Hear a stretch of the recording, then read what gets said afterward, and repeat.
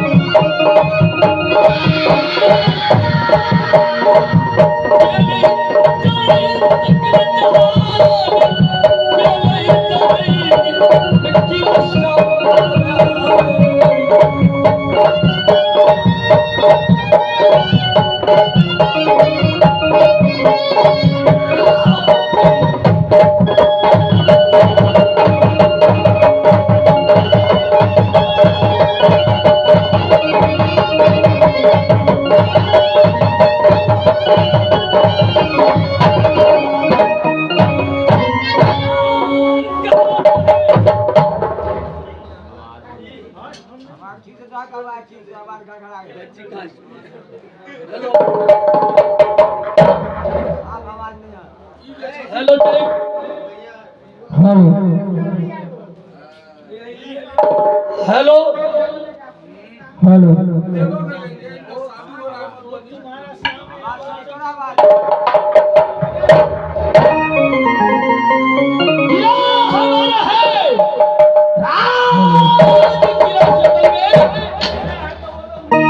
नाम कहलाता है शबल सिंह, मेरे छोटे भाई का नाम है बिमल सिंह।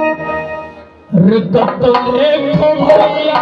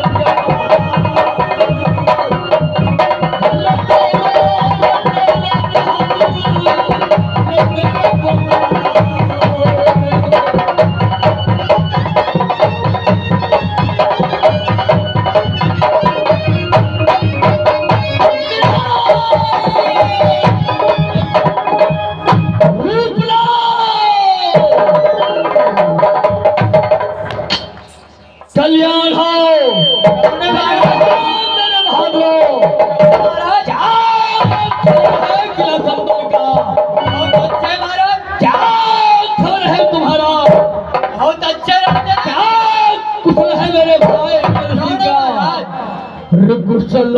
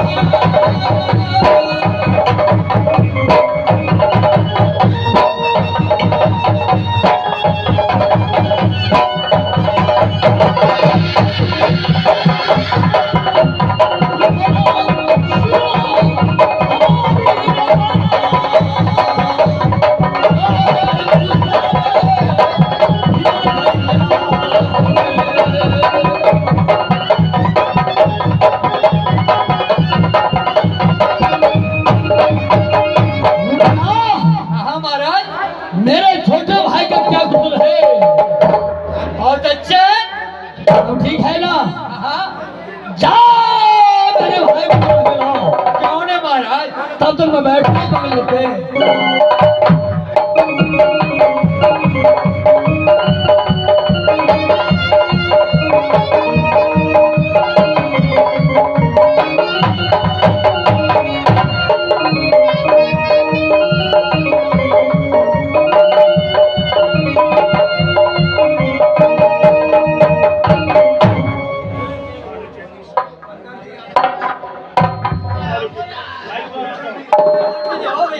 हाल चिक हाल चिक हाल चिक हाल चिक हाल चिक हाल चिक हर कहीं को हाल चिक हाल चिक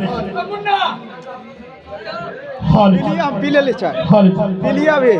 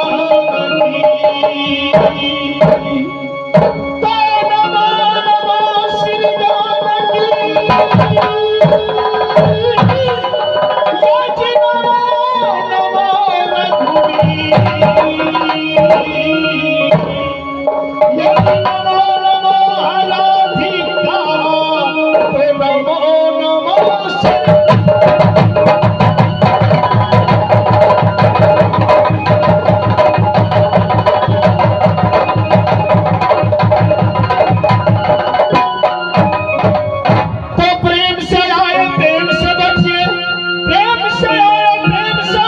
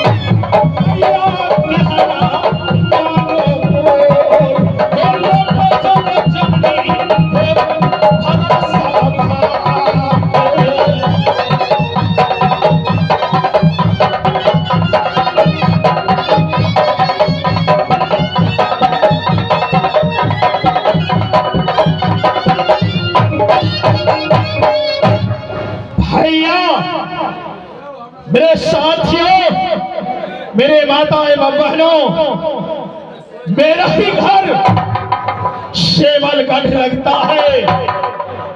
होती हाथी हमारी भैया हो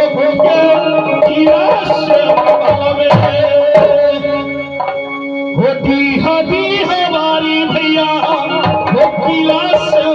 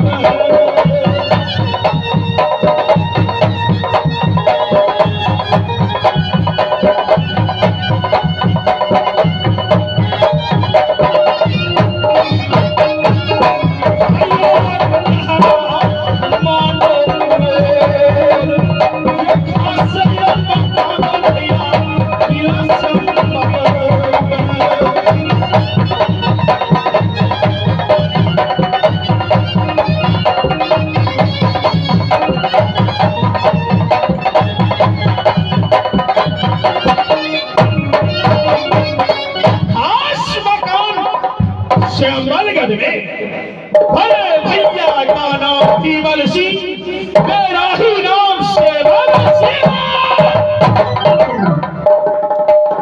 तो हमारे मिलन मिलन भाई मिलन, राजा साहब बातें क्या है? खुश तो हो। बात तो ये है, अपने राजा साहब आपको बहुत इंतजार कर रहा है।